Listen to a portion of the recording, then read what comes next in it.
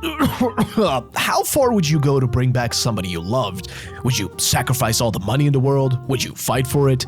Would you be willing to take the life of another? Would you sign a deal with the devil?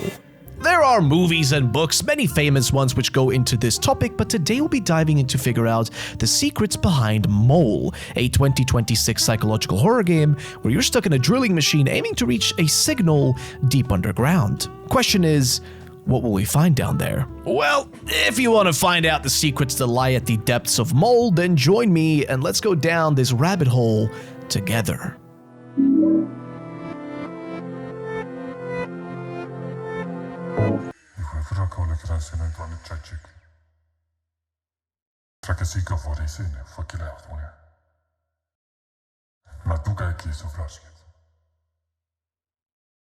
M.O.L.E begins with us learning about something known as the white rabbit signal. It's what we see on the monitor here in a visual representation.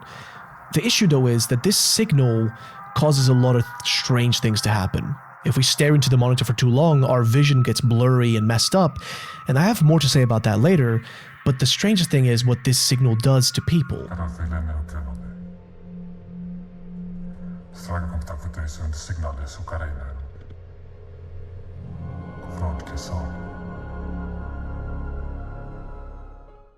We don't find ourselves in the office anymore. Now we're in an open field, and what we learn is that this signal can speak to you. It can put the voices of your lost ones into your mind, and it can affect you in strange ways, but the biggest takeaway is that it always asks one specific thing, and that is to dig. Walking up to the tree, we now are able to completely move around. In front of us there is a grave underneath it. The name on the stone is Petro Kaminsky.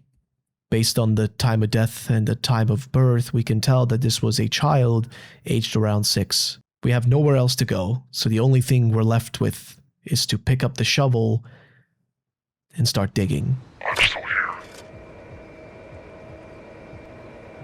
Find me. Dig. If we crouch down, there's a cassette. And if we pick it up, everything goes black. Now, there's an alarm going off. It's extremely loud, but if we hit it and turn it off, it's pitch black. All we hear is some great, Russian pop going off in the background, but eventually we see a table. If we pick up the glasses and put them on, we can read what's in front of us. It's a letter. Victor, I've spoken to the committee again. They're prepared to pay off your debts in full, and they will pull some strings so that you can be reinstated as a citizen again. They're still skeptical, but I believe they know, as well as I, that you're the best navigator still alive. This might be the last chance I'm able to give you. I know you'll make me proud. This letter is issued to none else than Victor Kaminsky. That's probably us, but the name is interesting. Kaminsky is the last name that we also saw on the grave earlier. We can assume that the two are related. However, this was signed and sent to us by the director of initiatives, Stepan Adamenko, a name that's important to recall for later. For now, looking around the room, there's not much to see until we flick the light on. It's a small space, but there are a lot of details that can already be gleaned from here. Really cool details, actually. The first one is the window. It's a fake window. We're supposed to be in a drilling machine going deep underground, so having a window might just be a way for us to psychologically feel like we're home. There's also a children's drawing on the wall of the drilling machine. And there's also a toy mole that we can find on the desk. It's cute, maybe some sort of mascot for people that actually go in these drilling machines underground. There's also a decent amount of Christian iconography. I would actually say Orthodox Christian iconography around the room. It's a small, extremely claustrophobic space, but it's enough. All we do for now is pick up the cassette inside of the computer and read what it says.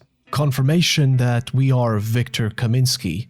We are divorced, and we're currently under review for our citizenship, implying that we've done something wrong potentially. Our responsibility is to drill the vessel as its pilot. by navigating it. So you have to course correct and evaluate drilling intensity based on environment. We can use our cassette to unlock our dorm and other locations. So picking it up, if we go to the front door, we can interact with the game's first true mechanic. This mechanic I would almost call like just using an old cassette player or a Walkman or something. It's actually really nostalgic and I sort of enjoyed having to do it once in a while, but it can get a little hectic when you have to do it really quickly if anything goes astray on the vessel. For now, we open the door and the hallway is empty. There are not any voices or anything heard from other crewmates, but we can see their names on each of their individual rooms. There's Bogdan, the engineer, there's the geologist, Hrysenko, and there's the administrator, Stepan Adamenko, the same man who sent the letter of recommendation to bring us onto this vessel. But none of them are here. The hallway is creepy. The ambiance is also off-putting. We can look at the schedule for when everybody's supposed to be doing their work and taking their lunches and breakfasts and breaks. But where is everyone? If we walk up to a nearby monitor in the hallway, it's flickering back and forth. It tells us we should go to communications, but before that, if we look at the current date, well, it looks fine, but sometimes it flickers over to a different time. April 11th, 1979. It's a bit confusing, but that's 3 years prior, so we can assume because it's flickering in that it might be a glitch or an issue. For now, though, the monitor tells us we have to go to the communications room and read whatever communications came in from the higher-ups. Doing so, we enter the other room, which is filled with a bunch of cassettes. If we pick up a specific one, we can record a message onto it and bring it over to the machine that lets us read the message, which goes as follows. M13, this is Maria from Surface Control. What is going on? I know that the White Rabbit is disrupting most communications, but you've been at standstill for over 12 hours now. I hope this is just another Kaminsky issue. But you must get him back into the cockpit. Right now, you are far too off course for the autopilot to keep up without a navigator. This is also a gentle reminder that all ship systems are dependent on the power that is generated by the drill itself, including temperature control. Getting the drill moving again must be your absolute top priority. Otherwise, you'll be boiled alive in a few hours. For now, you'll have to divert the power yourself by rerouting the fuse box on the wreck floor. I refuse to cancel this mission over one drunk. Too much is at stake. Remember, we're all depending on you. For tomorrow. So, there are a few things we can glean from this. For one, the signal can disrupt things, including machinery. The second thing is that she refers to us Kaminsky as a drunk. It seems perhaps our character is struggling in some way. And the way she signed the message off with "for tomorrow" is interesting, because we can see posters around the actual ship that all have this sentence. It's almost like a slogan, a propaganda slogan. The game is supposed to be taking place in Eastern Europe during a Soviet-era time frame, so it makes sense that there will be a lot of iconography and stuff that would imply things like this. As for where we need to go, it's the rec room, but that's downstairs into this dark and pitch black hallway. Honestly, it looks very daunting going down here. But eventually we build up enough confidence, and you know what? We go down there. It's pitch black, so it's hard to see anything. We do bump into a few things along the way, but eventually we find the fuse box. Now, to actually fix the fuse box, we just need to follow the instruction on the right side, which includes just pressing down specific buttons like 1, 3, 6, and 7, I think, followed by pressing the button, holding it in, and then pulling the lever down after putting the fuse into the right place. Doing this, and the light will turn on. And we turn around. There's a body.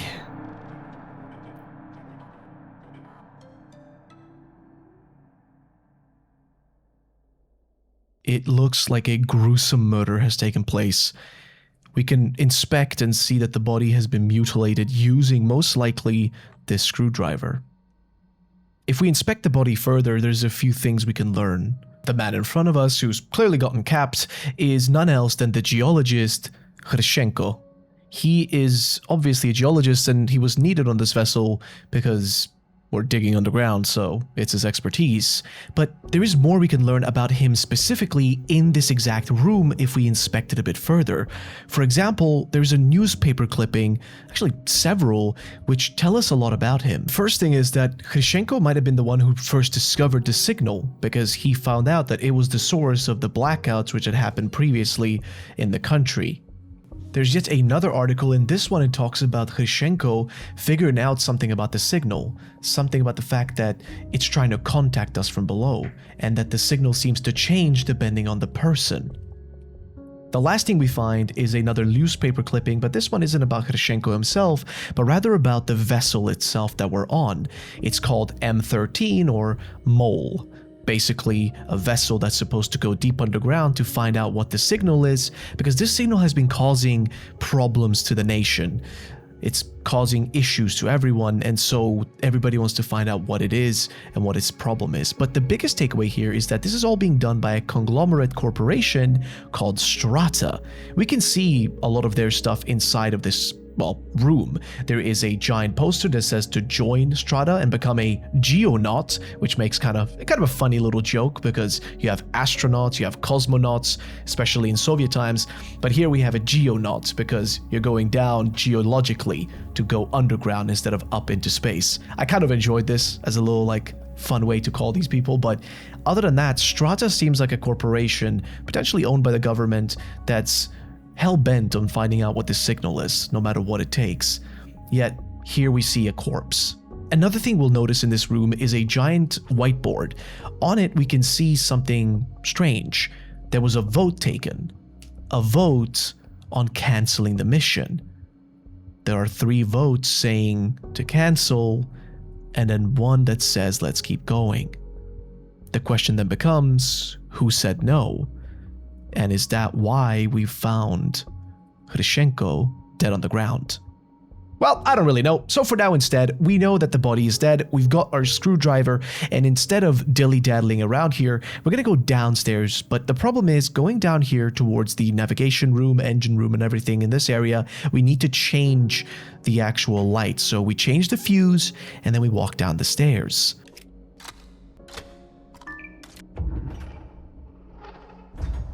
This place is, it's claustrophobic once more, but we do find something interesting.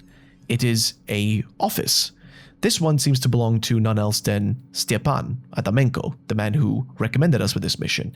We can see that it's his office because everything indicates as such. If we look around, we can see the depths that we're trying to reach. We can see the goals we have got set. But another thing we found is a note on his monitor with a phone number. But outside of that, there's also a message that he wrote down on paper at his desk. So, what does it say? Bogdan has been losing teeth, which makes him even more irritable than usual. Other than that, the man seems to be keeping it together better than the rest of us. Speculating it might be because he has family waiting for him back home, something to keep him going. Victor, the white rabbit sickness is hard on us all, but seems to be hitting Victor harder than most. Not surprising, sadly. The signal seems intent on digging up the parts of the past we'd prefer to forget, and Victor was doing his best to forget, even before the mission. Remarkable that he's still on one of the nation's best navigators even when he's half drunk. Still, giving him some extra attention. Need him to know that he's not alone. Josep lives in his own little world as usual. He claims to be receiving instructions about the white rabbit from a dead friend, which is never a good sign. Getting near impossible to communicate with him about anything other than the signal. As long as I've known him, he's always been obsessive about his work. This seems different. Perhaps he simply sees more than the rest of us. Stepan. Joints are acting up. Eyesight seems to be deteriorating. And emptying the bladder is more difficult than I remember it's ever been. What can be said? The white rabbit seems to want to remind me of my age. She's there too, of course. She always is. So, what we can glean from this is that everybody on this trip has had some connection to the, signal right? In Victor's case, or our case, it seems that some event from the past has been causing him to day drink, to wallow his sorrows in a bottle, and find solace at the emptiness of one. Meanwhile, the others are either obsessed with their work or simply just lost in trying to figure out the signal and reach it as fast as possible.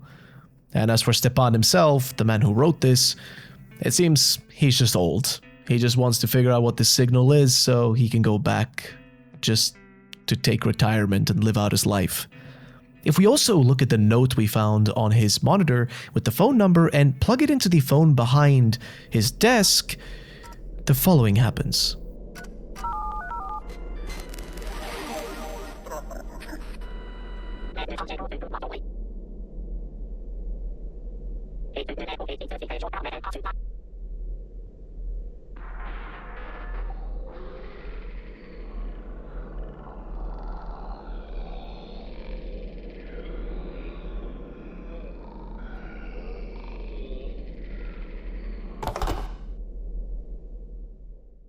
First, it was the emergency line to Strata, but the second thing we heard was the growling of some kind of creature.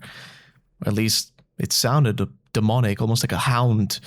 For now, however, we cannot really do anything further in this office. Instead, we walk outside, but to get into the navigation room, it is locked. So our easiest course of action, well, we're gonna have to go and open the vent.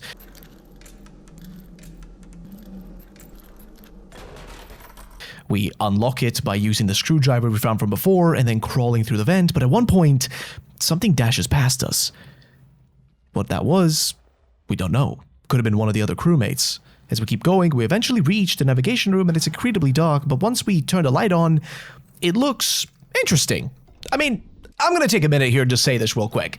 I think this looks very similar to something like Iron Lung, and I'm pretty sure this game took a lot of inspiration from games like Iron Lung or Mouthwashing, which I love. Those games are very unique, the aesthetic is really cool, and I love that we see more games like that. But I also like that this game is doing kind of its own thing, especially when it comes to the navigation system that they built in this one, which we'll talk about once we have to actually use it more. But for now, though, we are here. So what do we do? Well, once we open the door, there's an eerie sound coming from outside. Things are flickering, so we walk in there, and suddenly the hallway, which had stairs leading up it before, has a bunch of pictures on it. We could take a look at who's on these and see what it says about each of them. One of the people is called Sergei Voronov, and he managed to make it down 3,042 meters back in 1954. Then there's Elena Morozova, and she made it 4,287 meters, and her name is actually interesting because that's the name of a real Russian actress. There's also Alexei Petrov, he made it 4,904 meters, but the last name is Taras Kaminsky, and he made it 6,422 meters back in 1960. Who is this Thomas? Is he related to us? We don't know, but if we follow a bunch of these green arrows in the hallway, it leads us into what looks like a classroom. There are a few strange things inside of here, like a giant window, which shouldn't really be here, but also where did this room appear from? But it doesn't end there. On the table, there is a cassette. This is the one we need to record the data needed to actually figure out the navigation system. But it doesn't end there. We also see a board, which was completely written by Adamenko. It's teaching us how to take data and then process it into these cassettes and use that for navigation. Perhaps this is the classroom where we learned how to actually navigate for the M.O.L.E machine. With this thing in our hands, we can actually return all the way back to the navigation room, and this time if we put it into this side thingy here, we can essentially record the data onto it, and then we can more or less decipher that data and use the information from it to pinpoint where we need to go. Doing these three things, we will know exactly what RPM and what coordinates we need. Once we've done this, we launch the drill machine, and then we gotta aim this thing. Luckily though, we have an autopilot, so it helps us sort of auto-adjust and it does it on its own. However, we cannot always rely on this, but for now, it seems to have worked.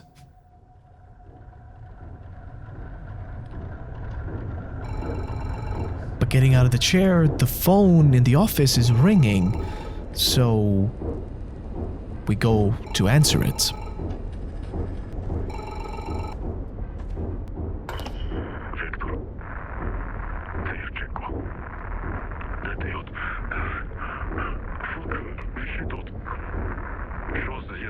нази Дуна. Я не забув, відтики Фоші. На Бог мені, Вікторе, прошу. Мен був візит прошу. Вона рішив спершу нас під час пірулінання. Воно віче, Віктор. Сама знаю, що все добре. Але могло мені. Правда, звідок потори. Але збук качу придук. Маю буктаться добре, що за нараз внесов. Маненчі відкрутив. That made no sense. That was Hrysenko, but we know he's dead. We saw his body upstairs, but if we walk back up, it's gone. His body is no longer here, and there's just a blood trail leading upstairs. And based on what Hrysenko told us, there's something on this vessel with us.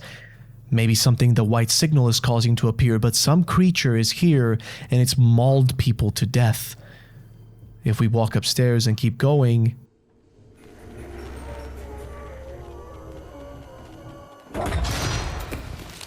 It comes running out of our room and it's hunting us. We have to go fast, and along the way there are flowers, white flowers leading the path to safety, but suddenly we're in a bathroom. But we're safe. At least for now. Things are blurry, but that's because we don't have our glasses, so if we just put them back on, things are clear. However, something speaks to us. Breathe out. You did well. That was nothing but a creature of the past. I'm afraid it all gave up on you kind of long time ago. I never did. Though I wonder why you are here, so far below the earth. I suppose you're still looking for your son. The door behind us opens and it leads into what looks like an apartment. It tells us that he's still here, with all the old painful memories, that we can still find him. If it isn't clear already, it does seem like Petro was, in some way, most likely Victor's son, and that he passed away. And that seems to be haunting him, and the white signal seems to be interacting with him in regards to that, trying to potentially tempt him or show him a way to bring him back.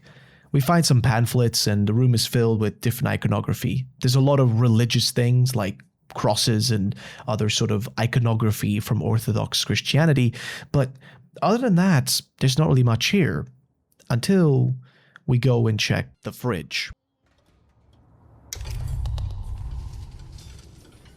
Still asleep in the static. Bring him to the TV.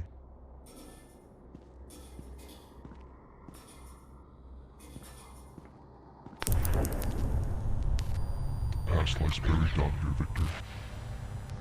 But it doesn't have to be set in stone. Your son can still be saved. I can help you find what you seek.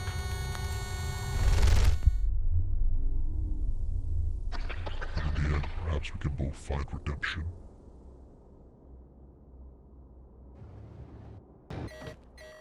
Suddenly, we're back in the bedroom. The alarm is going off again, but this time if we go to our desk, there is yet another letter, and this time it's again from Stepan, but this one looks more handwritten. Victor, I hope you've had a chance to consider what I said when we last spoke. I'm truly sorry it's been so long. I know it's easy for others to talk about dark times and how to make them go away. It was the same with Daryana. So many colleagues telling me to make sure to get some sun, as if that would bring her back.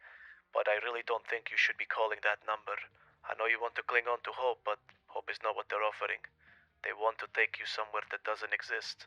A place that will never let you truly heal. My door is always open if you want to talk.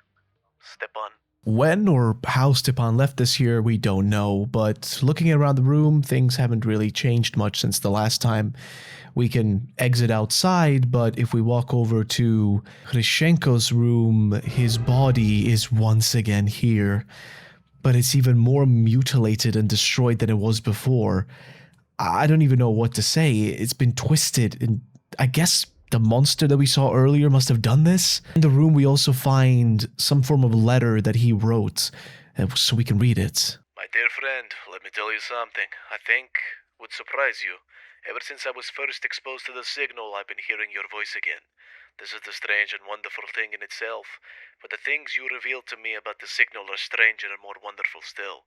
You told me to interpret the frequency as brainwaves.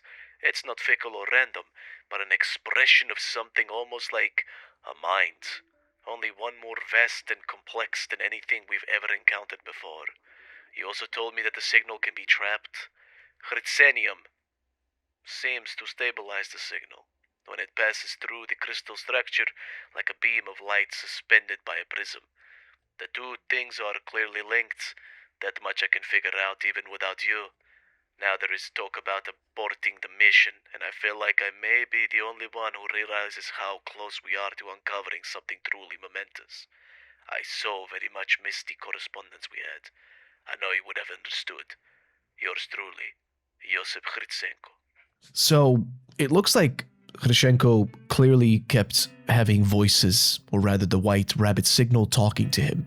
Maybe that's what led the monster to him. Maybe that's why things ended up like this. We know from Adamenko as well that this man is struggling dealing with the signal, and the deeper you go down, the deeper you drill, the more the white signal affects you, the more it hurts your body and mind. But now we also know that there's some form of crystal we can use which can help us find the directions we need. So all we can do at this point is go and check the most recent message and communication that's coming to us from the people above.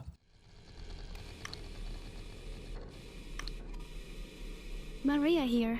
We, at Surface Control, had our first moment of joy since the Matrushka incident when you completed the course correction. Thank you for keeping our hopes alive.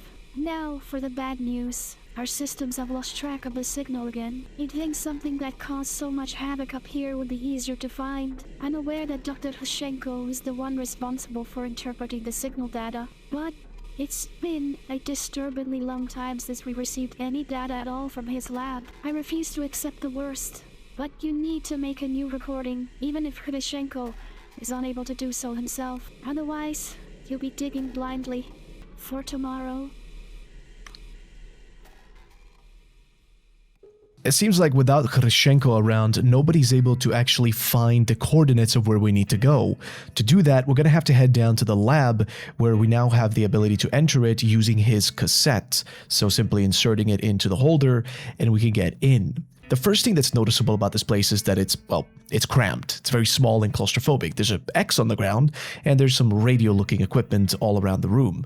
The two highlights and big points are the fuse we found, which is really useful because now we have an extra one, but also a crystal. See, this is Hrysenko. I think that's how it's pronounced, but it's actually an element that was found by Hrysenko himself and named after him. It's a crystal that can be used to actually figure out the direction of where the signal is. So it's clearly connected to whatever the signal is and whatever the white rabbit is. But at this point, what do we actually need to do? Well, we need the actual data. However, to get it, we place down the crystal, but in doing so, this happens. This is my light, Victor. At last, what remains of it. Follow it and I will... It seems like the white rabbit is speaking to us once again, and what we see right here is a representation of its light. It's the signal manifest as something visually that we can interpret, which is almost looking like the entire universe. But this actually made me feel a little bit emotional, and I'm going to do a side tangent here, but this reminded me of when I was younger, when I had to actually go to the hospital to do, they had to check my brain out because I used to have some seizures and stuff. And I remember they put these electrodes on my head that would check the brain waves and actually send signals into my brain. And I always see patterns like this when they would do that. It sort of made me feel a bit, I don't know, queasy and like sort of uneasy when I did this in the game. But yeah, either way, back to the actual experience. So we need to actually figure out the data. We need to plug that data then into the actual navigator, but how do we do that? How do we figure out the information? Well, first of all, we need to get the targeting cassette. If we plug it into the radio, we can then tune it, and if we tune it to the right signal, we can hear the white rabbit, and with this, we can bring it over to the navigator and then insert this data. Since we need directional coordinates, we choose every single one that ends on XYZ, because that will be the directions we need. Once we have those, we can now take this and we can actually get the right coordinates. With the help of this, using the right RPM, using the right directions and speed, we can finally put the drill back in action. So once we press the button, things should be sorted, but suddenly phone is starting to ring once again in the office, so we scurry over there, but this time when we answer it, we change location. We're inside of a phone booth. It's raining outside and it looks pretty dingy. We have a coin in our hand that we're about to insert. We're still missing a phone number. So we look at one of the notes next to us and it seems to be a hospital bill of some kind. There's the mention of a neural cassette, a hospital site deployment, inscription procedure and preparation and custodial packaging, all coming out to an exorbitant amount. So it looks like whatever this is, it's expensive. However, on the other hand, there is also a business card with a phone number to the Vostok Initiative. This phone number, if we then decide to type it right into the digits on the phone, will get us connected to the initiative. You have reached Vostok Continuity Services. Thank you for taking this step. Before we proceed, please remember, preservation is not an act of denial, it's an act of care. A neural cassette has been issued to a registered name. Please enter the cassette's identification number associated with this name, then press square. Now, we can find the number by looking at the hospital bill. The number is 51. The ID is associated with the name Petro. If this is correct, press 1. If this is not correct, press 2. Thank you, Kaminsky, for registering with Vostok. Our records indicate that the payment has not yet been finalized and requires your registration consent. This call serves as a verification. To proceed, we will ask you to confirm some details. Enter the age of the person associated with the record, then press square. To figure out the age, we have to pick up a passport.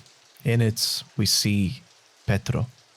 Date of birth, January 2nd, 1974. Place of birth, Vorislav. Picking up the parking ticket, we can see what the current date is. It's 11/10/1980, which puts Petro's age to 6. If we type this in, The age has been verified. Please enter the hospital identification number where the person is currently located, then press square. we enter in the number 12. You previously stated the person's last confirmed happy memory occurred on their birthday. Please enter the date of this memory in DDMMYY format, then press square. We can find this memory because it's a photo. It looks like Petro celebrating his birthday in 1979. So, we enter that date. Thank you. The data is correct. Verification is complete. All required details have been confirmed. The total amount due is 39 million ZOB. To confirm payment, press 1. To cancel this request, press 2.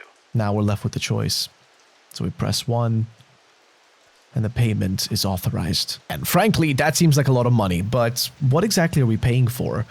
Well, it seems like the hospital bills for Petro, because he's in the hospital, but they also bring something interesting up here. One is the fact that we're going into debt to be able to actually pay this, but also that there was an on-site visit and a personal recording was collected. This is a recording of us, and we get to listen to it back for whatever reason. Me? Talk? Okay, I'm sorry, I'm not good with words. I feel like I should remember some special moment to tell you about. But I can't. I don't know where one memory ends and the next one begins. It's all just him. All these things I wanted to teach him, all these things I want him to experience. Just every...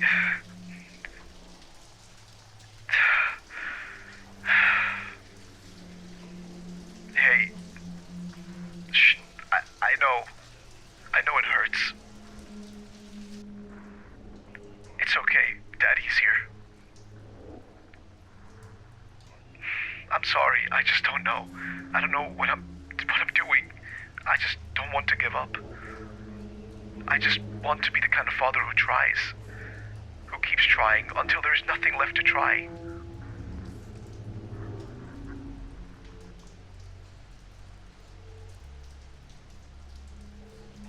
Thank you for sharing that with us. due to the subject's critical condition. The day schedule for the inscription procedure is tomorrow.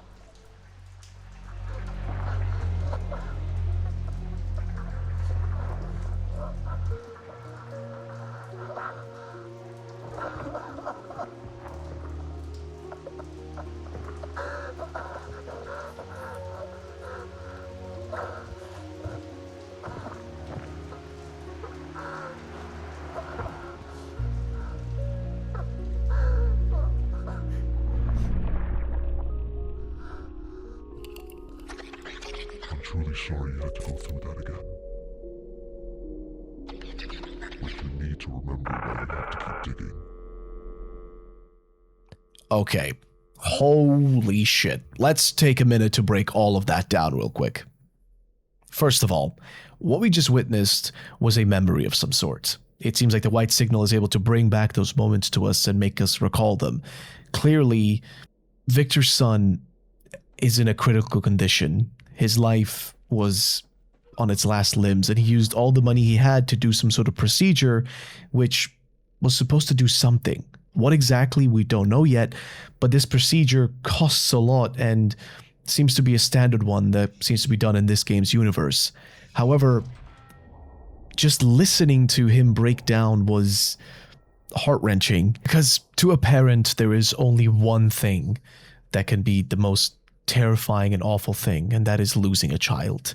Losing oneself is not that big of a deal, but a child is so much worse. And so hearing him break down and seeing him just lose it was emotional. However, now that we've got the data, we can actually decipher it and see what the seismic data is going to tell us about our next direction. Using this, we go back to the machine and we can just move these levers, which I think is kind of a, again, fun little thing you do. It's fun in the game. Check the RPM, of course, which you can see right here. Depends on what the density is like. And then eventually we can sit down. But unfortunately, we cannot use the machine because the engine is malfunctioning. So instead, we go back outside, but suddenly the phone is ringing once more. So we answer it. Stefan. Tu Bogdan, Vidrów Prologue, Alaska. It's Bogdan. Victor. Швидше оце. Не каже ніхто, просто закнення. Я казав, ям замовку пожовіт. Я казав, це не перевести. Я казав, це не облашня Стефанові. І прюго наша місію, або мовила зарядні. Ти отрота, Віктор. Одечу ти таке. Ти сидиш там в своїй кабіні, сважно шоку де ла контролєш, коли генеш урвєну, курва пеклі тувниці. Тріна шеки в мене. Мільяни віря шека на мене. Mnie się szoku wracti, a kiedy jedziesz tu na mną, liczysz na mnie kezem smyścia. Ja bliadną poloszna wytrywienu bloku, synia terywem. Też plurił jodny satnania. Mi wzięciu promienu, i pciomniał mi wzięci. Psakiem sydzie jukum litubini, kudich waski wrio, a wyszlak ja tam. Ja i pruniona kompachora.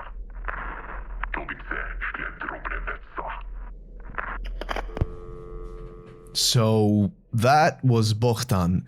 And if we walk outside, the path leading down to where he's located, the engine room, is covered in those same flowers from before. But first things first, the way that Bogdan spoke about us did not seem very friendly.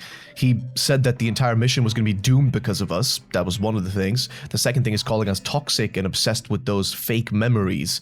What that is, we'll not really know about just yet. But the other thing as well is that he mentioned using a screwdriver, of all things, to shove it into our head.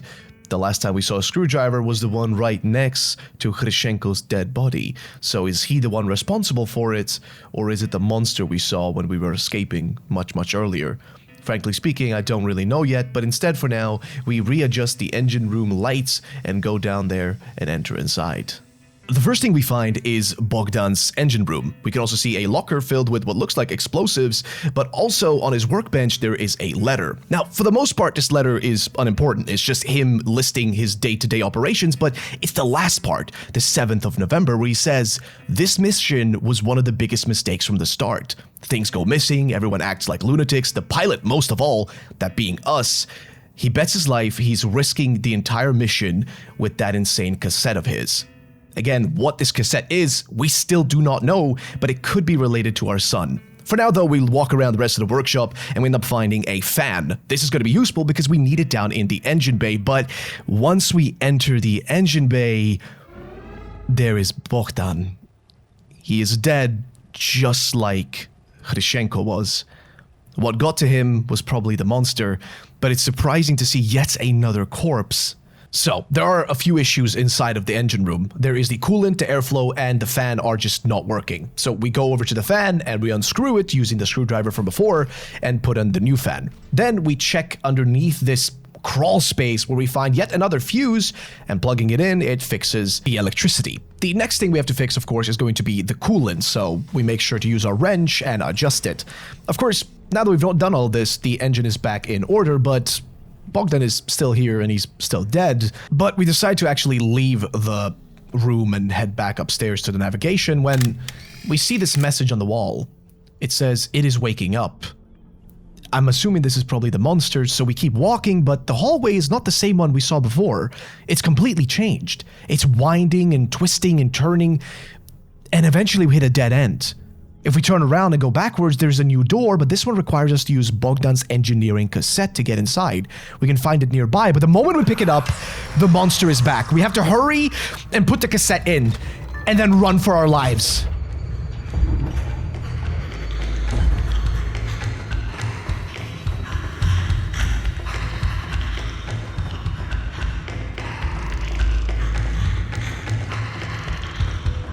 There's so many bodies just hanging from the rooftops, and the creature is so close.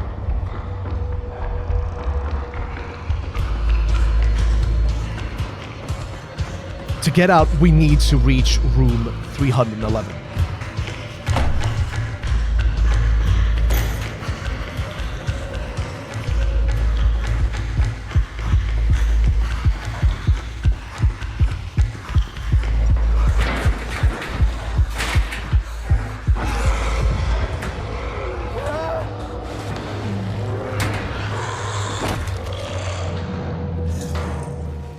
That was terrifying, and now it feels like we're to safety, but it's still here.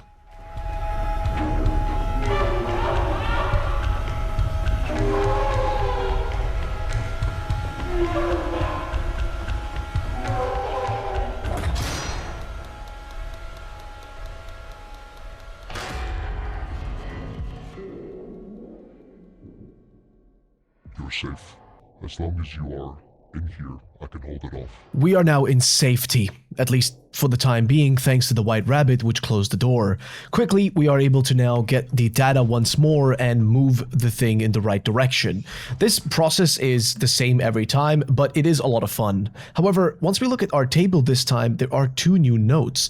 The first one is Throne 732, and an angel descended upon earth and wiped away every tear. The second one is Throne 13, 18, 19, and the angel spoke, the earth shall give up those who are asleep in it. There will be no more death or mourning or crying or pain.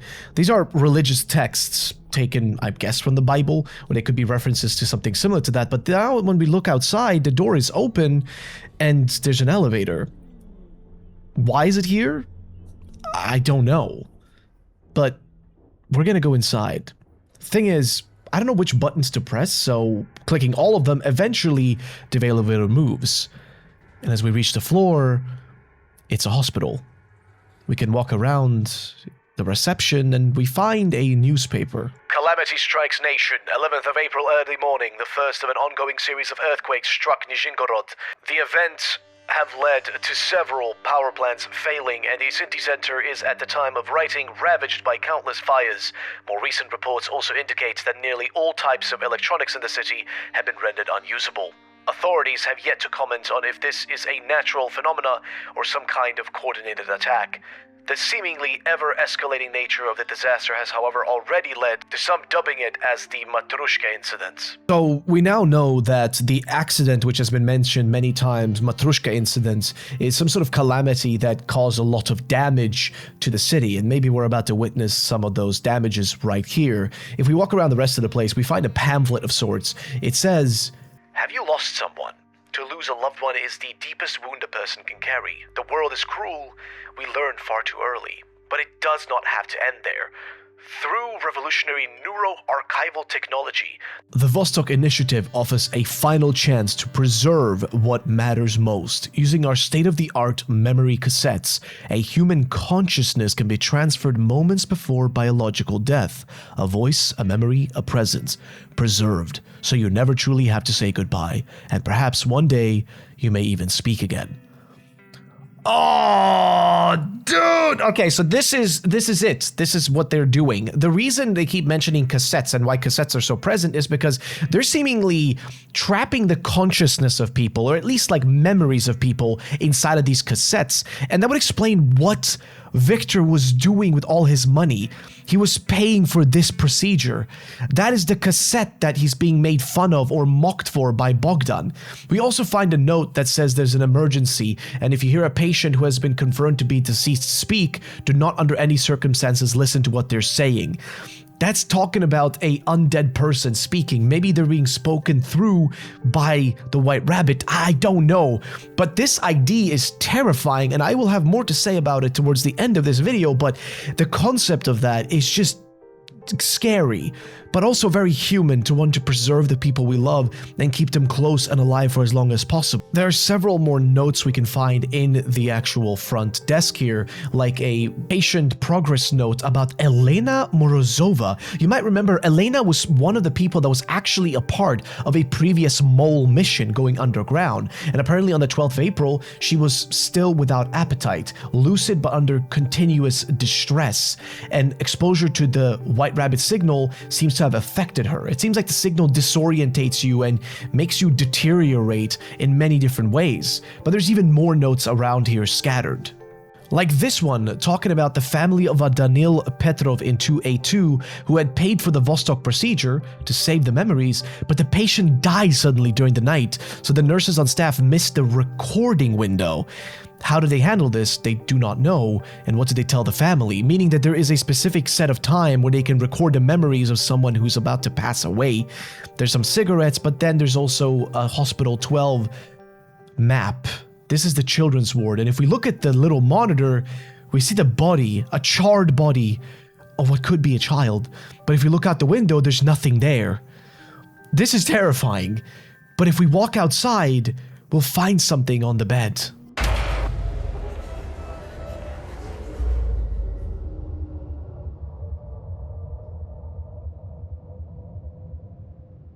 That looked like the charred body of someone.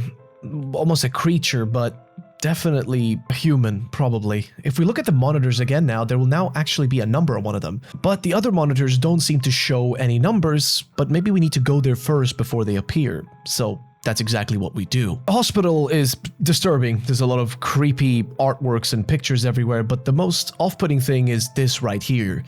This is the drawing known as Saturn devouring his son.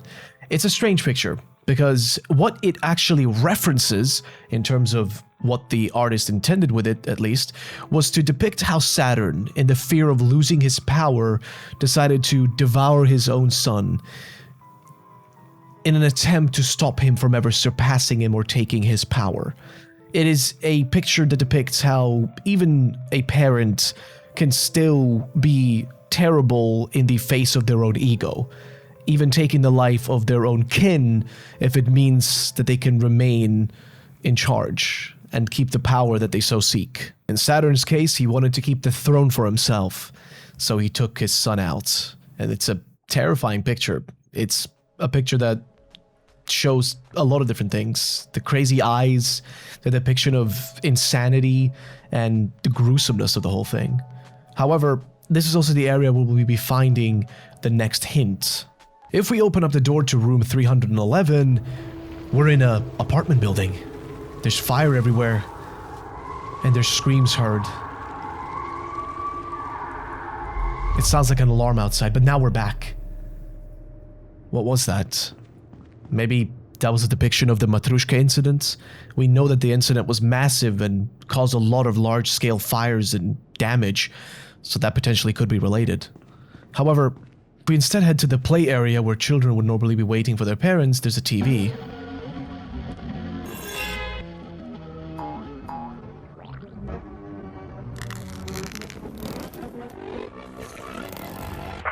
It's us. The creature we saw from the bed walks up behind us.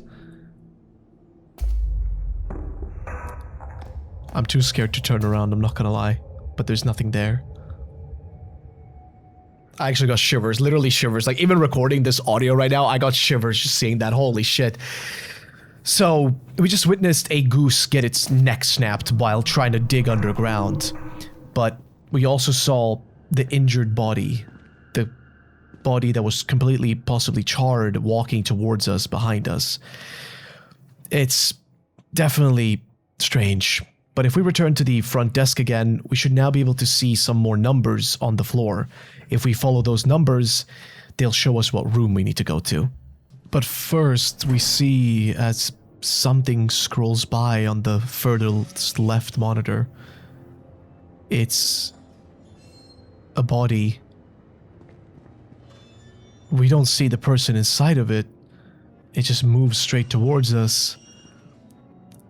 And then it drops a key. If we pick it up, we can go to room 317. When we're here, we use the key and unlock it. Inside, there's a hospital bed. It's a child. We can hear coughing and gurgling, as if he's struggling to breathe. He's completely covered in gauze, with tubes for life support. This, in front of us, is Petro. This is Victor's son and child. Next to him, we see that he has the same mole mascot that we saw back in Victor's room. It's the same one. This is what happened to Petro. The Matrushka incident. This grand incident that occurred lit their house on fire and had left him in this state. And Victor, I guess, wanted to make sure that he could retain his son in some way, shape, or form. To do this, he had to go through the procedure. Apparently, during the moments of passing, there's a chance of exactly 21 grams of the human weight that disappear. And they've been theorizing that that is the soul leaving the body. It is the utmost importance then that this moment, right around death, is captured by the neural recorder. So they have to commit euthanasia to be able to ensure that the recording and that the patient's moment of passing are synchronized. Meaning that even though he was still alive, to make sure he could get his memories recorded, he'd have to euthanize him himself. And that's exactly what we do in this moment. We have to unplug all the life support systems.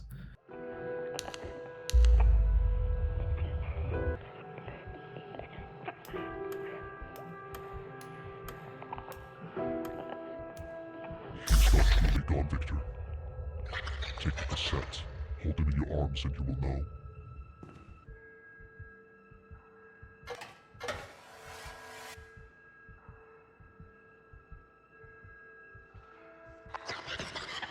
Impressive that such a small vessel can contain something as infinite as a soul. But a boy should not have to live his life trapped in a dream. This may have been all they could give you. But I have no such limits. Keep following the signal, Victor. This is how you'll find me. This cassette is the clue. You brought it with you on this mission for a reason. Petro is still with you on your vessel. You just have to remember who stole him from you.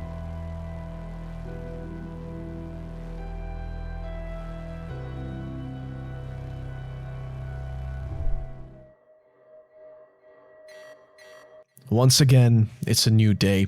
We wake up once more back in our room. We turn off the alarm and put the lights on. This time there's an express telegram from Stepan Adamenko to us, Victor. He says that you have to go home right now. All landlines, electronics out of order. Fires throughout the city. Can't tell you confidential details. We have made a mistake I fear we cannot undo. This could be a reference to the Matrushka incidents, and this would imply that there was something that was done by the government that caused it to happen, meaning that the Matrushka incident is probably the reason that Petro ended up where he did, charred to death in a fire in his own home. So when the signal was telling us who was to blame, I guess it wants us to blame Adamenko. So if we pick up the cassette here, we can enter the engineer's room, Bogdan, but luckily, there's no corpse this time. Instead, we find some playing cards of his, but also a picture of his wife and child. Out of all of us, he's the one who wants to go back the most. We even see a letter from them. However, the computer is different. I'm so scared. Dad, I miss you. Dad, where are you? What we see on the screen here is memories. You can pause and read them, but each one of these memories is from Petro. This is what we did using the experiments, doing the recording. His memories have been stored inside this cassette. But that's all they are, memories. Is he truly there? Is he on the other side of this cassette? Because we can use this to learn a few things. For one, Petro was a kid that was very young and bright, and he wanted to be just like his dad and granddad. It turns out that Victor's own father was also a geonaut, somebody who dug down deep. That was the picture we saw, the one who just had a frame and no actual picture in it, downstairs. So if we now leave this room and head back outside to the communications, we can once again read another communication from above.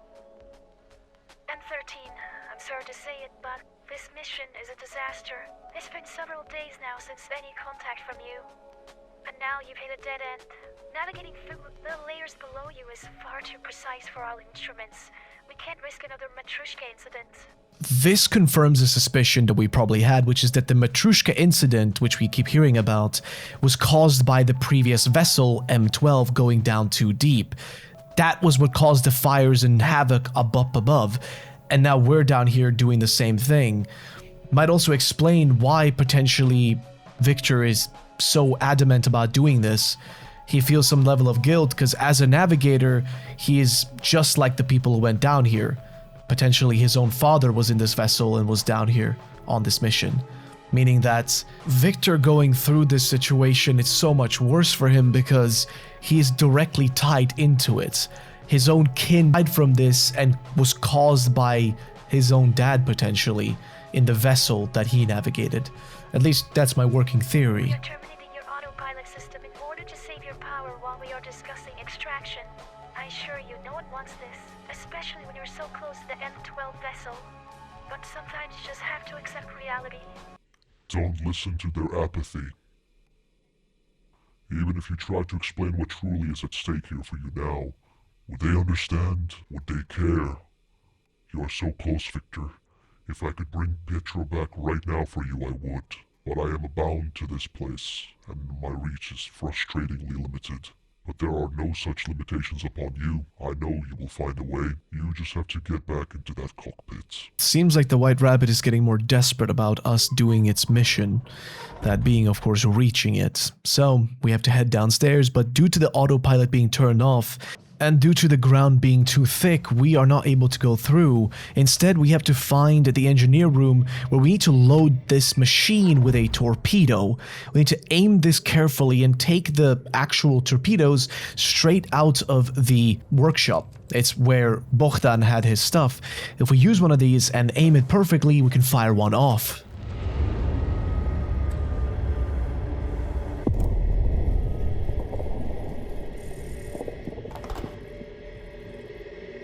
Now that we've done this, we can head back upstairs to navigation, but the room is closed, and the phone is going off again. If we pick up the phone...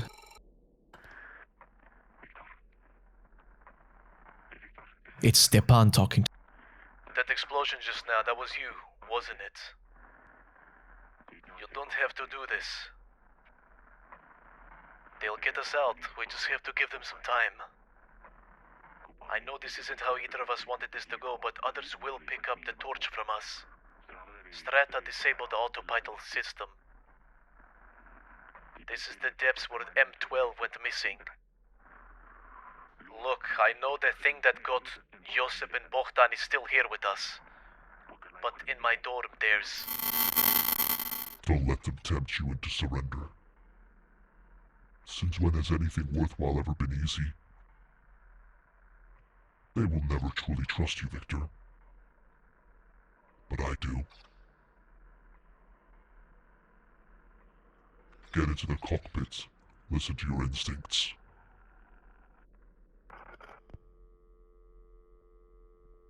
Bogdan is gone, but it sounded like there was something inside of his room that we could get our hands on.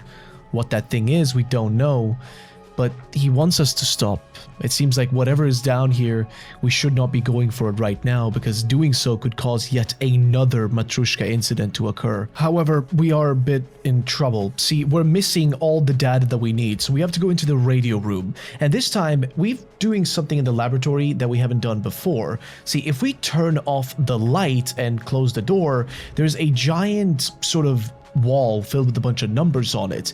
If we put down the crystal and then check where it essentially draws a logo around it, we know what signal we need to look for on the radio. If we do this all in the right order, we can register the right directions onto the cassette. Taking the cassette now back inside of the cockpit, we get the right coordinates. But aiming this time is much harder. See, without the autopilot, we have to specifically aim ourselves and keep it steady. It is difficult, but also somewhat satisfying. However, this time, once we do this, something happens. There's a magma breach which is imminent, so we need to move the vessel, but we now need to get new coordinates. So we have to hurry up, because now we're on a time limit. But now we rush back to the laboratory, get the actual data onto the thing again. But now when we come back to the actual cockpit, there are sticker notes everywhere. Children's drawings, numbers, all manner of things. What is going on? We managed to aim the machine in the right direction, but this moment we crash, our glasses are now broken. We can't see anything. Everything is completely blurry, but we still need to drill at least one more time. So yes, I'm not kidding. You have to do this half blind. You cannot see anything. And I think this is such a cool thing to do because it feels realistic in some sense. But yeah, we have to do this while barely being able to see anything, but we can zoom in further on different monitors at this point, which is much better and allows us much closely to see what we need to do. But if we manage to drill correctly this time, well, the density is too high, so we need to rush downstairs and use yet another torpedo. So imagine a half-blind man running with a literal bomb in his hands and then firing it off, because that's exactly what we did. By blowing up the barrier, we've done what we needed. And now when we return back to the cockpit, the monitor says that the safe distance has been cleared of hazard and we need to turn off the vehicle. You made it through. Now you are close, very close. Look at me. It's time I made you see. He gave us vision back. The voice, the White Rabbit, was literally so powerful it just made us able to see again, even without our glasses. It's kind of insane and makes you realize how terrifying this thing might be. But for now, we need to go and find it. As we turn around though, there's a fire, and we have to pick up an extinguisher on the ground. With the help of this thing, we can make our way through the flames little by little, before eventually finding ourselves somewhere that is not the vessel of M13 anymore. Instead, we are now in an apartment building. As we're rushing through this building, as we're extinguishing the flames, we're trying to reach the top floor. We're trying to reach our own home, because what we're inside of is the building. What we're witnessing is Victor's memories of him rushing home to try to save Petro.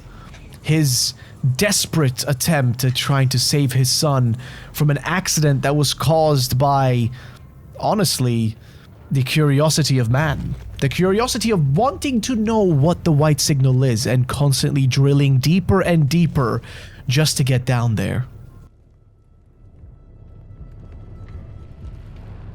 It didn't matter that you hurried home as fast as you could. They called it the Matrushka incident.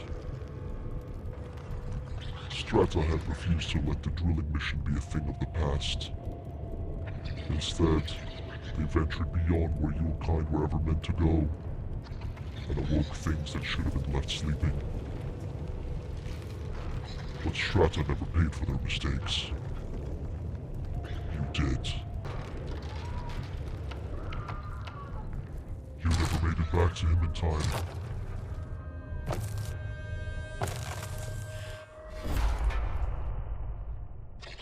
You owe them nothing, Victor. Once again, we're back in the bedroom, and the signal is going off. If we wake up this time and go and check our desks, we can actually see a report. It was a request from none else than Adamenko for us to be part of his crew, to be a navigator, and even speaking about Victor's father and how Victor himself is a dad now. This was probably the first invitation he got to be a part of one of these missions. However, there is something else here. It's a number, the number 3, which is a bit odd, but it doesn't really matter because once we exit the room, we now have to go and check something else. We have to head over to the communications. This time when we read the message from above, it seems like they're acknowledging that things have really gone astray, and they know about the monster that's down here in the vessel with us. But they also tell us that if we want to get our hands on a gun to be able to defend ourselves, there is one inside of Adamenko's bedroom. So we're gonna have to go there to get it, but there's a code to open it. So that number 3 we saw earlier is a part of that code. We know that we have the numbers 3, 5, and we find number 8 in another room. So since it's a 4-digit code, we can guess the last number. Once we do this, the case opens, and inside there is a gun. We have 1 bullet only, so we gotta make it count. But suddenly the room is locked and we can't go anywhere. And the phone rings again.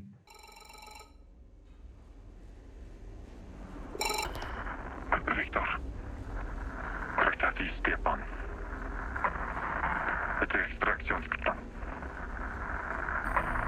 Теперь объективал пропили рапорт. Strata säkerhetsaktivitet sabotage. Отыграть секретарь секретарь. Обратите меня, а мы скажем быстрее. Это может быть кем подгрузим на чукушу. يمتلك في يومي بسمتي بروحي أبسي كان ولا بيبلي بياه بس كده أفضل دما وكده فوز بكرتي ولا يرقوت فكيسي كم تجو يستبع كاري بيين زبيكتار وزيكا فسببيني اللي كاري بكوتم الكيان مسوه لم يمتلوز بكرتي بمبيجي. The line gets cut completely off, and what we just now know is that Adamenko is essentially going to be throwing us under the bus. Maybe not by his own intention, but at least according to Strata. Now we find ourselves in a black void. Eventually we do see a small white dot. It's a white rabbit. It's the white rabbit. If we keep following it, it leads us through a gorgeous magical forest, but eventually we reach a hole. It's rabbit hole, and unfortunately if we go down this rabbit hole, I don't think we'll be finding Wonderland.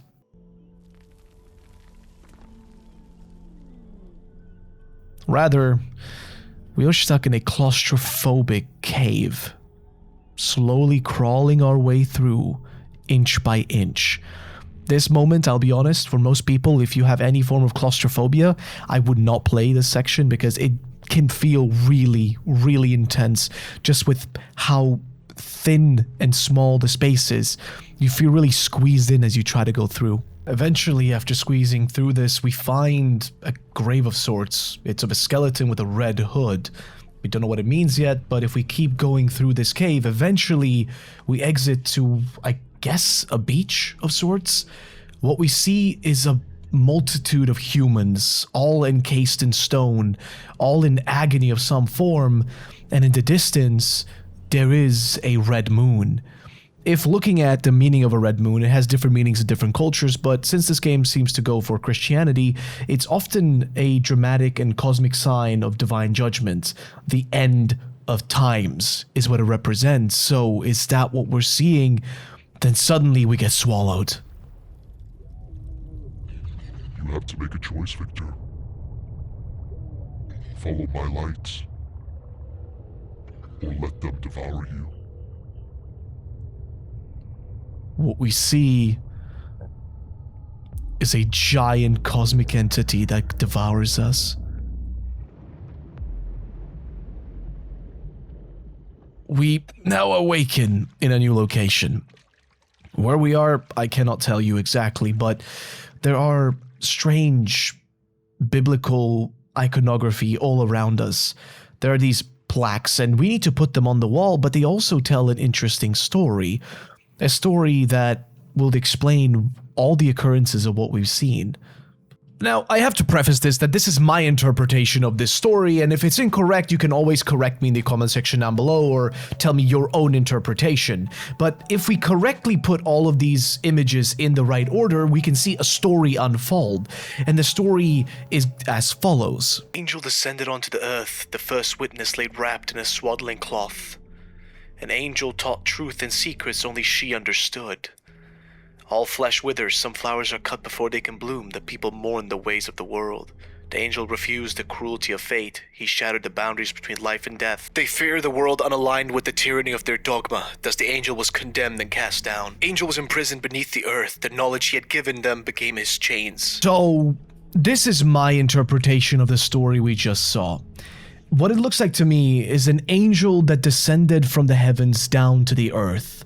It then found a human child upon which it gave and instructed its powers. A child that it took under its wing. The same child that looks like the body, the corpse we found in the cave earlier. It has the same red hood.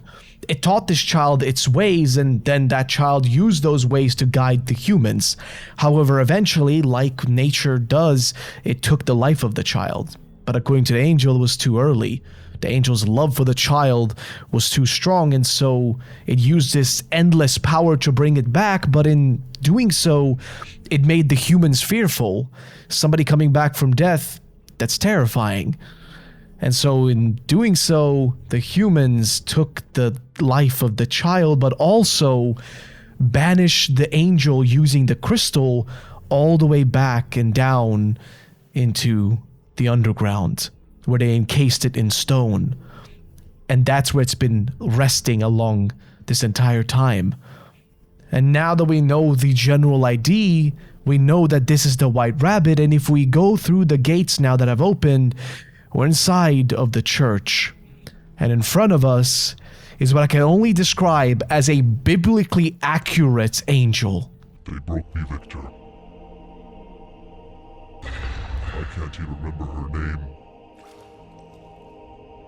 But I refuse to let you suffer my fate.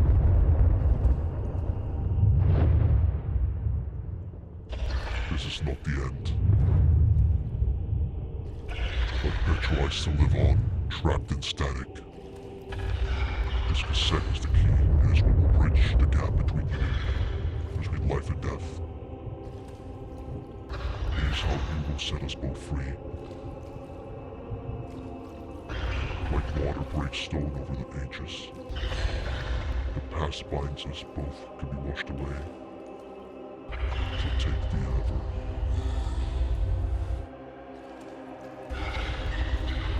Wash away all the memories of funerals and loss and death. Forever.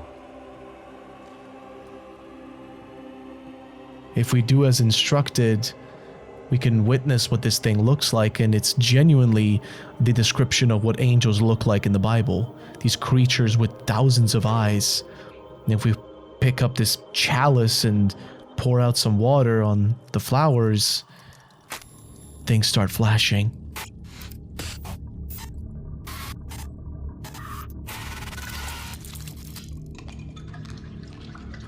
We're now back in the engine room and we've taken every single rocket, every single torpedo and put them all here. The next thing we do is pull out a cigarette and light it on fire, because we gotta make a path to the second vessel, M12.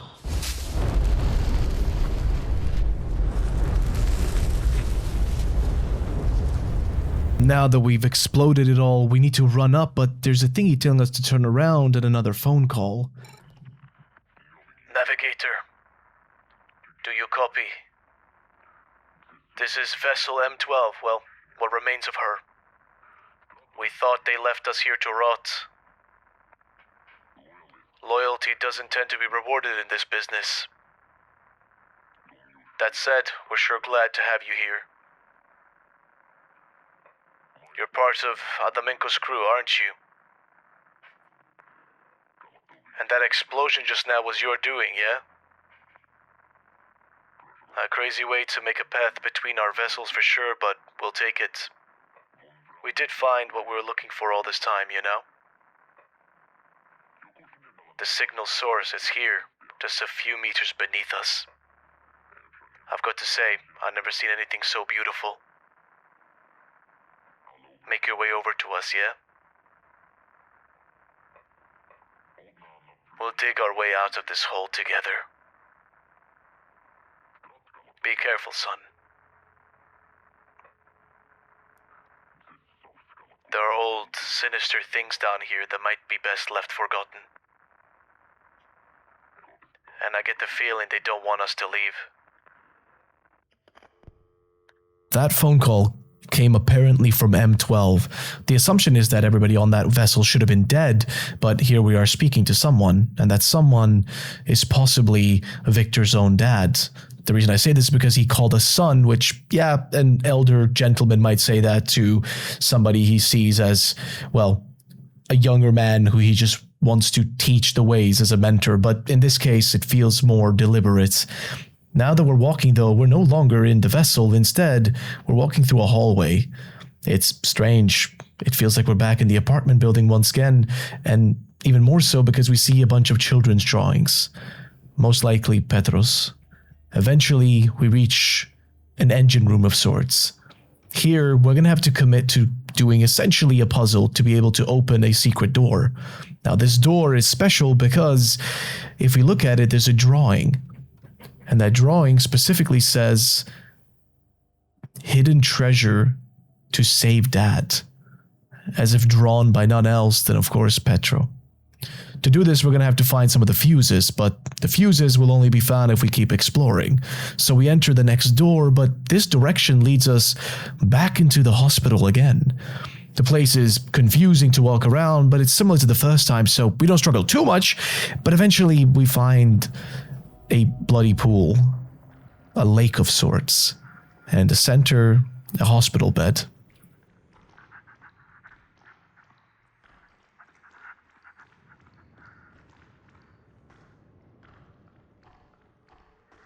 It's Petro again, and if we try to unplug the fuse that's needed, we get attacked.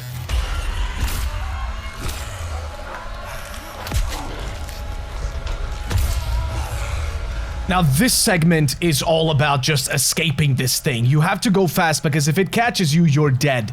There is no way to defend ourselves. There's no way to stop it. We just have to run. And I'm not gonna lie, I did end up losing to it a few times because it is incredibly hard. But if we manage to plug in the fuse in time and open the door, we can escape it for the time being. We run through the apartment, but now it feels more like an Escher painting because the floors are all convoluted. There are balloons, there is fire. It was Petro's birthday.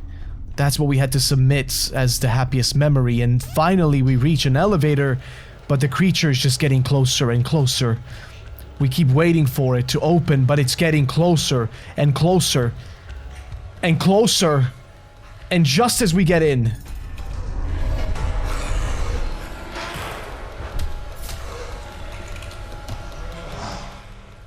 we managed to escape, but only very, very narrowly. The elevator opens, we're now in a closet. It's our closet, most likely. On the floor, there's a drawing of Petro's. I want to go deeper down than anyone. Just like his father and his grandfather, Petro had one wish. He wanted to be just like them. He wanted to be a geonaut. We open the door, and slowly it creeps out of the darkness.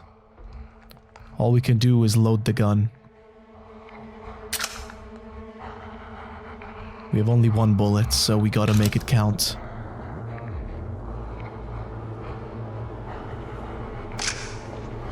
We pull the trigger.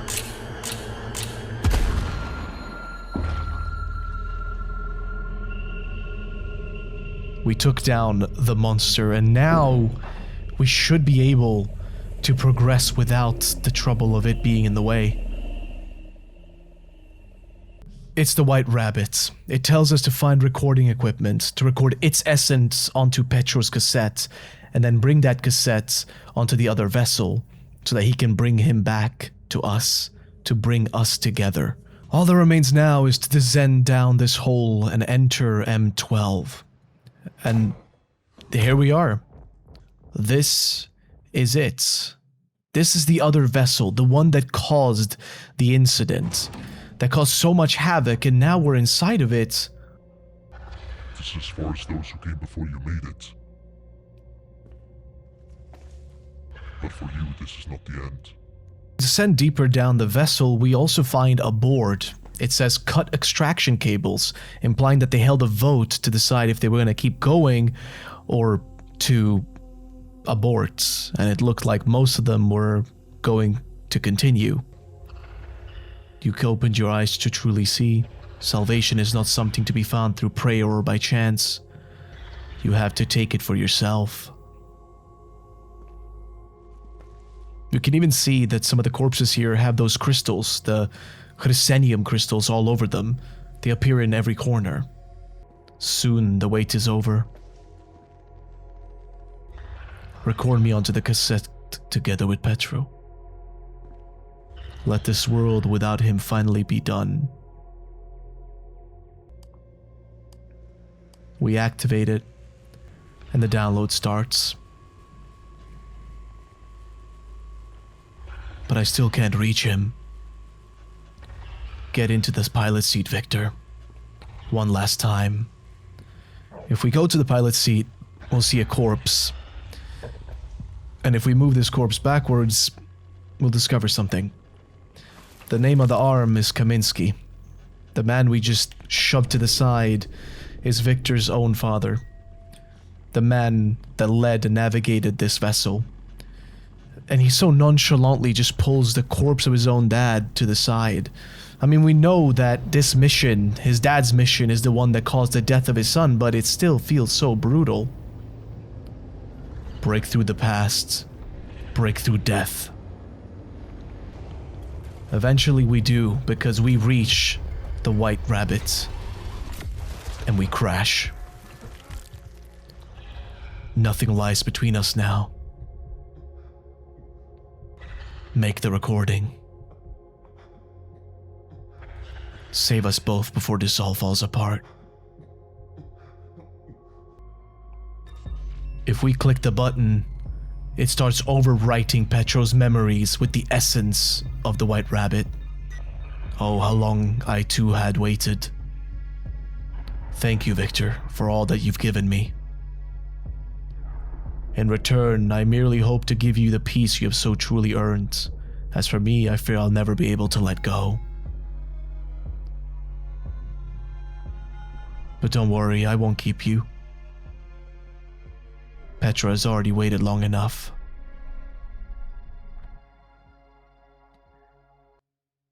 We now wake up again, but this time we're in a bedroom. Actually, we're in our bedroom. And it's the same alarm as before, equally as annoying. But outside the window we can see the city. This commie block of sorts. Just lined with the same concrete buildings over and over again, repeating. If we check the table, there is a cute little mole that's being wrapped up as a gift, most likely a gift for Petro. On the table, there's a letter to him. Dear Petro, The day I'm writing this, you are just turning 6. My plan is to give you this letter by the day you turn 16, or perhaps when you get your first job, or perhaps when you get married. When does a child stop being a child? I can tell you that when I look at you now, making noises with your toy drill, or when you draw with all the colors that you have, or when you just keep glancing out the window because perhaps soon the rain will be gone and we can go to the playground, right now I feel that you will always be my little boy, forever. I wonder what kind of young man you'll be by the time I give you this letter. Will you be a rascal or study bookworm? Will you go to the Strata Institute or be a navigator like your dad? I hope not. You'll probably be a bit ashamed of me as a teenager. Usually they are. The only other thing I could say for certain is that there's no matter what, the path to choose in life, I'll always love you. The rest of the house looks ready for a birthday party. It looks ready for happiness and beautiful memories.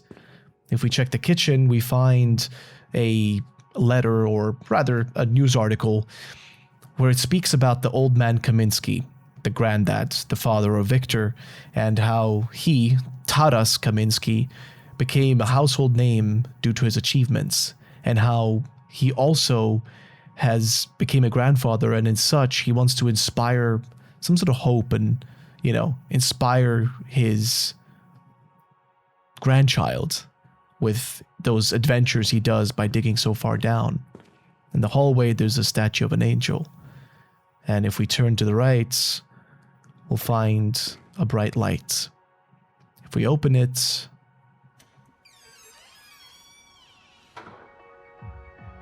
we're in a beautiful field. Now the tree is there again, but this time the tree is no longer surrounded by the yellow, dimmed and sort of grayish paint. Everything is beautiful, bright and green. Everything is gorgeous. It's very somber, very relaxing walking through this space. And in front of us, on the swing, he sits. He seems happy.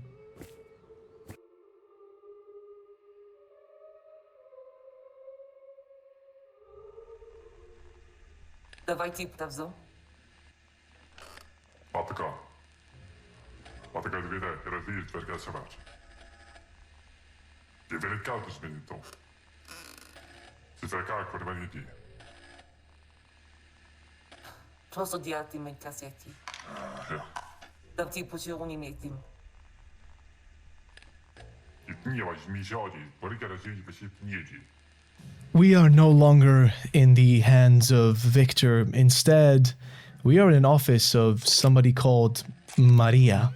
We put in tapes, and once we start watching these tapes, things are gonna get a lot more clear about what happened down in our mission. These are tapes of what actually happened. A crew was sent down to investigate, and we see the body of Stepan, meaning that every single person on the crew passed away, but the one who caused it was us. All along, Victor was the one who was taking everybody's lives.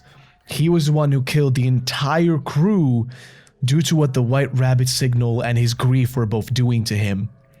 And in the process of so, everything we have seen in this game, every action that was taken, was caused by Victor himself, and the White Rabbit by influencing him.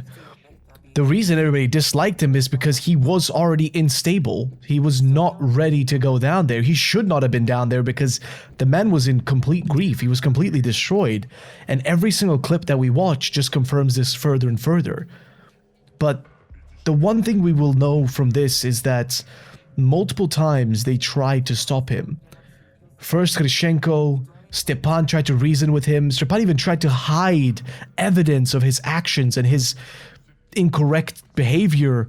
He tried to stop all of it, but it didn't matter because Victor was just crazier and crazier by the minute. He just kept being affected by the White Rabbit more and more. His grief opened up a path for it to influence him so much that he had no way of stopping it. But after killing, first of all, Hrysenko, then the machine was too beat up. The M13 should not have been able to make it far that down, but he didn't care about it. He killed the engineer who wanted to stop him. He murdered him to make sure that they could keep going, even if it meant that they could all die in the process. He took his life for that specific reason, and then used all of the weaponry on the entire ship, everything he could to blow a hole between the two vessels. But the last recording, the last piece that they bring up is the one that's the most interesting. It's the one where they went into the M12 vessel itself. And I'm gonna be honest with you, this is the one where they reveal quite a few things. First of all, we can see the body of Victor on the ground, completely overtaken by the crystals. But also, they question if he was able to film or record the signal onto the cassette of Petro. But even they realize that it might not be wise to play what's on it, because apparently this mission was never about learning and getting wisdom. It was all about damage control. Strata seems to have been trying to maintain the White Rabbit down there in some shape. At least that's what this implies to me. But if we put this cassette of Petro down inside of the computer, suddenly everything changes.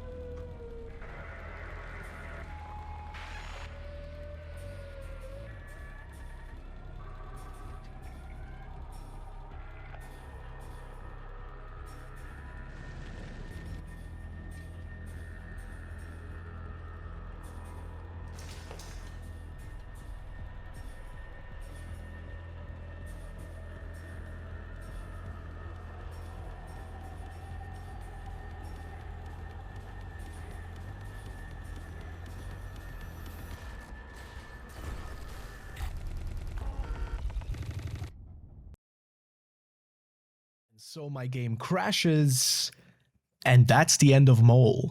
So, what just happened?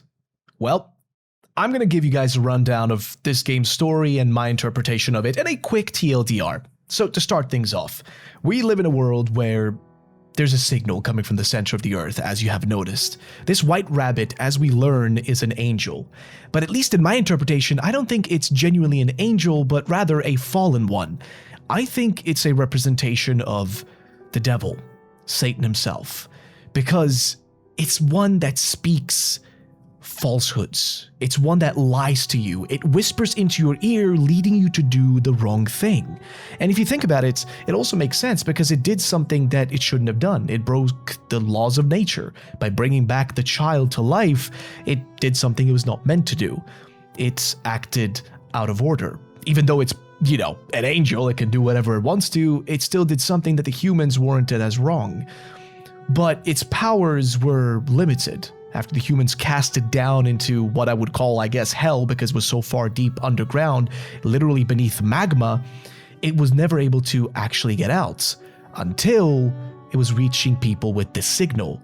They were able to interpret the signal and then try to go down there to reach it. Strata could just be a random company trying to get down there to gain wisdom or to try to use it to make profit, or they could be an organization that specifically existed over the centuries to keep that thing down there, to make sure it never escapes, but then why dig towards it?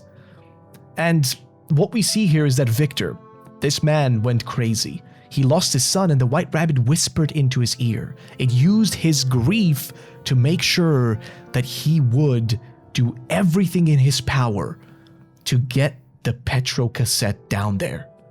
I think this game is some sort of, at least I think, allegory for a few different things. One, the devil, and two, human curiosity. The curiosity of wanting to be an astronaut or a cosmonaut, to go into space, to see what's beyond our planet, but also the curiosity of being a geonaut, somebody who wants to go underneath the earth, so deep and far down to figure out what's at the center. It's about how humans can be curious to a fault. too curious for their own good, but also the greed. The fact that this society has figured out a way to save memories, save the memory of somebody right at the cusp of death, it just sounds wrong. As much as you'd want to keep that, as much as that would be beautiful and nice, it is also extremely disturbing. Why would you want that? I mean, I understand it. Keeping a keepsake or having something to keep close of a beloved one, it means a lot. But at the same time, it is equally as wrong, because that's not truly them. And this fake promise, this delusion of sorts that they give you with this method, keeps you constantly stuck in grief instead of moving past it. You're constantly stuck repeating that same pain over and over because you cannot let it go. And Victor could not let go of Petro. He just could not do that, to an extreme fault, to such a level that he was willing to let the White Rabbit completely control him and let him take the lives of 3 people. I think Adamenko is the most innocent person here. You could say maybe he's guilty for taking him down there to begin with, but he seemed to want to do that to make sure the man would not be ending up in trouble. He wanted Victor to still, live a decent life, especially because he used up all his money. So much money they had nothing left to pay for the procedure anymore. He literally wanted to save him from himself, but he couldn't. And he was rewarded with death, a bullet to the head from the man he tried to help. The other 2 were just caught up in the crossfires. I just think this game is very interesting and very sad, because it puts a lot of things into a weird place. Would you kill someone to bring back a loved one? Would you make a deal with the devil to bring back the one you loved? Because the thing with the devil is, he doesn't play fair, and neither did this thing. Because the moment the cassette containing its consciousness was inserted into a computer on the surface, it brought upon the rapture. There's actually a really cool thing here that I didn't even know the first time I played, because I finished the game and I assumed that's it. But if you launch the game back up again, you'll see that the main menu has now changed. The computer is flickering between different dates until salvation. And outside we'll see that the world has changed. It's decayed and now it's taken over by nature. Almost as if humans are gone. As if nature is completely taken over, because whatever this angel is, it came up to Earth and it completely obliterated everyone. They released the literal devil on Earth. It's kind of incredible. And it leaves me thinking, isn't it kind of cool, the name of this game? Because if you think about it, M.O.L.E, I mean, it's a double entendre. M.O.L.E, because the machine we're in is the M13, and because moles are the one animal that it's blind, right?